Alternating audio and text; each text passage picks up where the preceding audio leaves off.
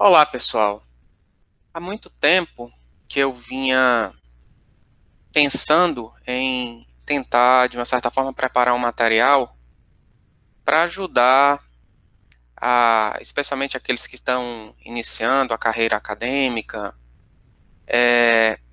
como um artigo científico deve ser escrito. Na realidade, a ideia por trás disso não é apresentar uma disciplina de metodologia científica ou coisa do tipo, onde realmente se tem tempo para desenvolver o pensamento científico.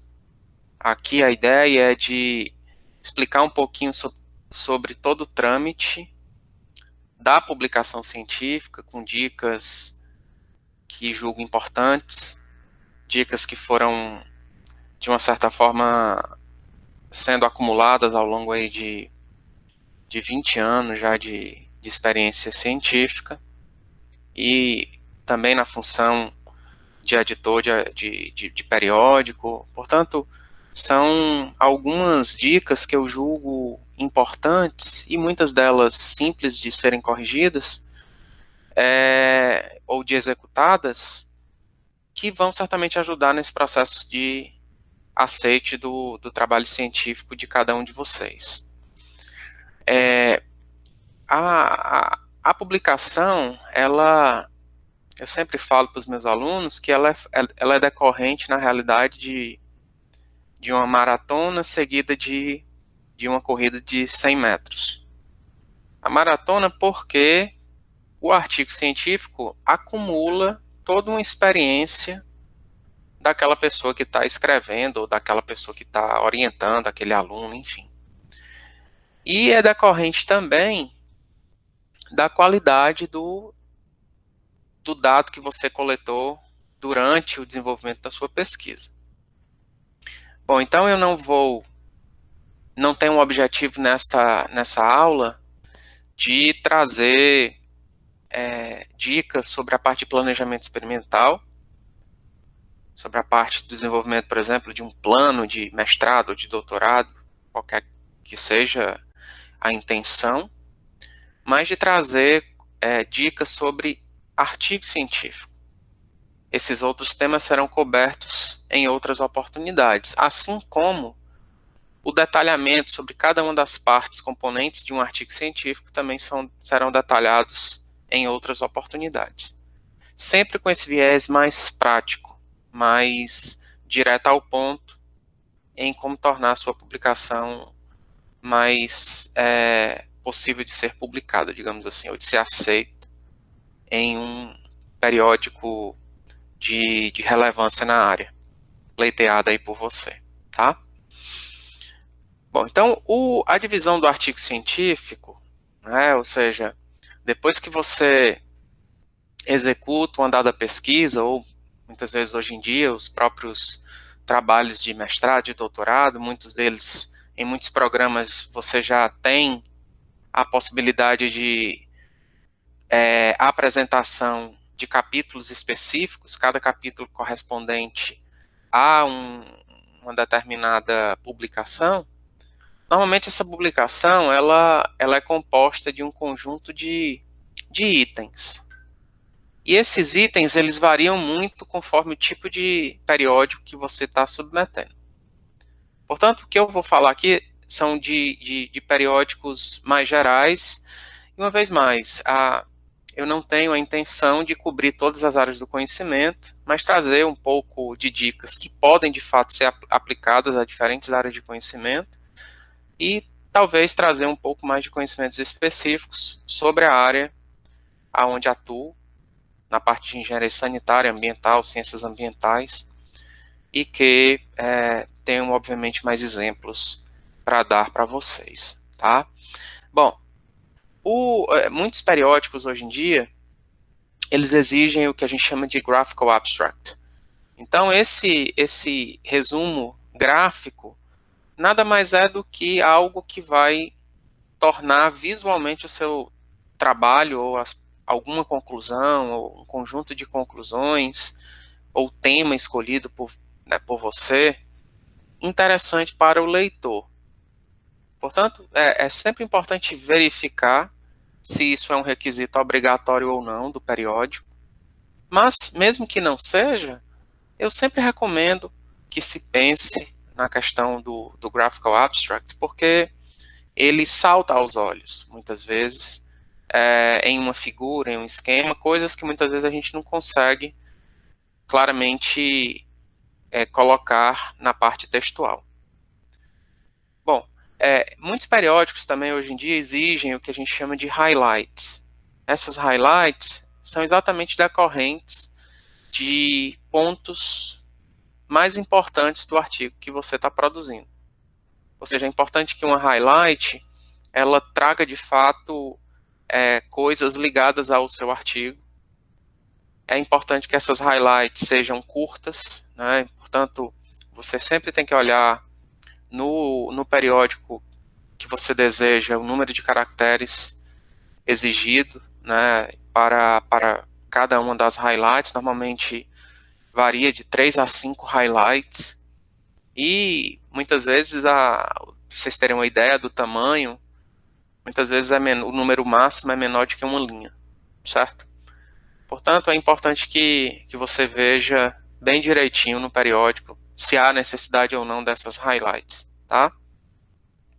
E aí vai para o manuscrito propriamente dito. Esse manuscrito ele é composto de um título, de um resumo, de palavras-chave, de uma introdução, onde no final se coloca o objetivo daquele artigo, capítulo de material e métodos, resultados e discussão. Muitas vezes você tem periódicos em que você tem uma seção específica de resultados e depois uma seção específica de discussão, certo?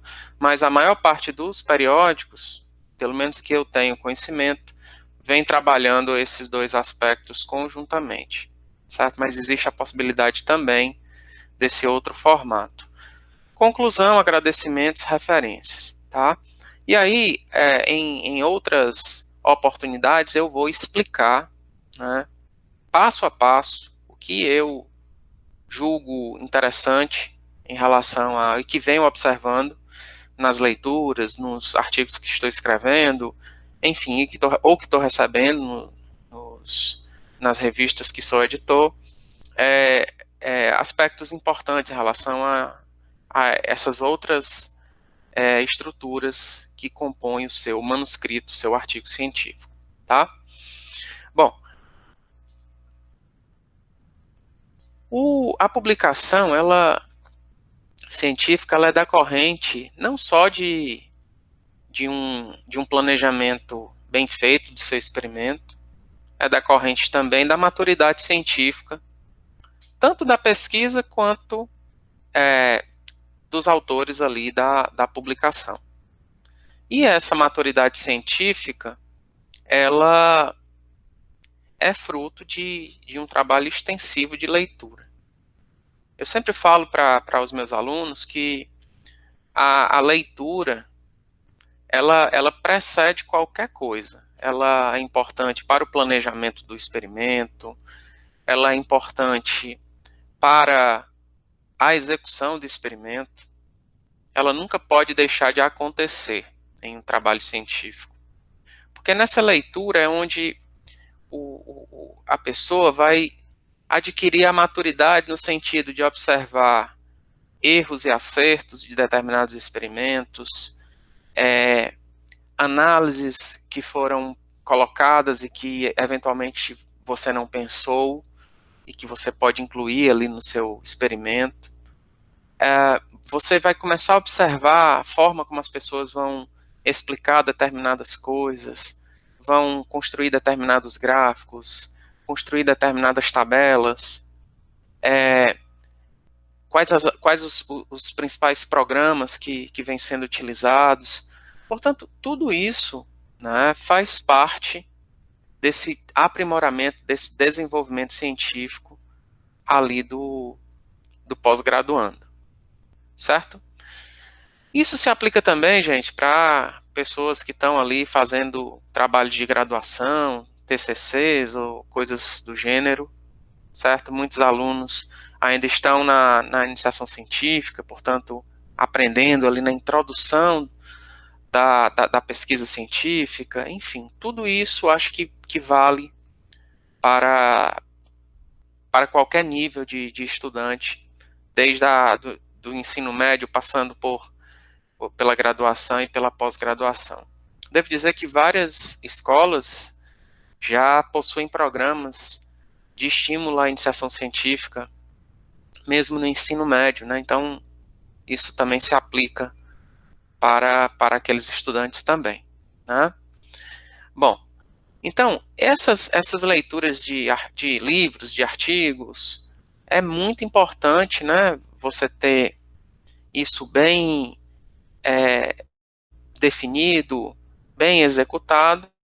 Para a busca desses artigos, especialmente, você tem tanto bases de busca gratuitas, quanto bases de busca pagas. Então, dentro das bases de busca gratuitas, eu gostaria de citar a Cielo, né? Tá aqui o site da Cielo, onde você tem um conjunto de periódicos ali de livre acesso, independente de onde você esteja. E aí existe a possibilidade do download dos PDFs, etc. Né?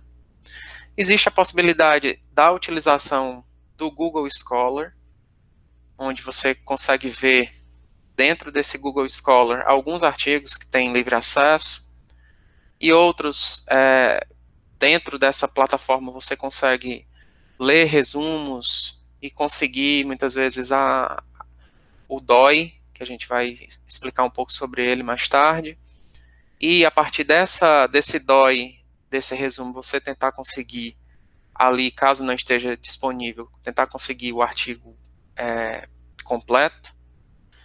E existem também outras possibilidades, utilizando, por exemplo, o ResearchGate, ou mesmo, hoje, existem alguns periódicos de livre acesso, Open Access, como os do tipo Frontiers.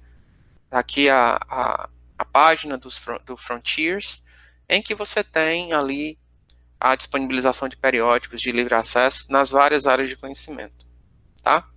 Portanto, você tem, nesse conjunto aqui de bases de busca gratuitas, possibilidade de iniciar ali um processo de leitura de artigos científicos, independente de onde você estiver. Mas, obviamente, que existem bases de busca pagas, né, mais robustas, porque existe a possibilidade, dentro dessas bases de buscas pagas, inicialmente eu gostaria de destacar do periódicos da CAPES, né, que aqui existe o site que vocês podem consultar esses periódicos, mas infelizmente a consulta só pode ser executada de forma gratuita a partir de IPs de universidades, centros de pesquisas, etc. Né? Então, para aqueles alunos que estão ali fazendo buscas dentro das dependências da universidade, ou muitas vezes existe a possibilidade de alguns colegas de acessarmos remotamente, entrando a partir de domínios das universidades, e com isso você tem acesso ali aos periódicos de forma completa, e não somente os resumos. Tá? Existe o Science Direct, que é uma base de dados da Elsevier, que é uma gigante das publicações científicas, né, uma empresa anglo-holandesa, que trabalha com um conjunto de periódicos nas várias áreas do conhecimento. E isso aqui é o site do Science Direct, onde você consegue encontrar ali os periódicos por palavras-chave, por relevância, por data, enfim, né, um determinado autor. E aí com isso você vai aumentando, obviamente, ali o seu conjunto de artigos e das leituras, enfim, montando ali a sua base de dados, muitos deles fazendo fichamento, catalogação, resumos, que vão ajudar mais na frente quando você estiver escrevendo o seu artigo científico. Existem outras bases pagas, né, como da Scopus, a Web of Science, Science Dimensions. Aqui o site dessa base de dados, que eu julgo uma das mais novas aí que consegui encontrar nessa busca, certo? E lembrando que vários artigos, mesmo dentro dessas outras bases aqui de busca pagas, vários artigos são open access. Ou seja, os próprios autores, muitas vezes, eles já pagam uma taxa a mais durante a submissão, de maneira a tornar o acesso gratuito, o acesso aberto aqui para todos os usuários e, obviamente, aumentando a possibilidade de citações futuras, tá? A gente se vê em novos vídeos aí do canal Conversa sobre Saneamento. Um abraço.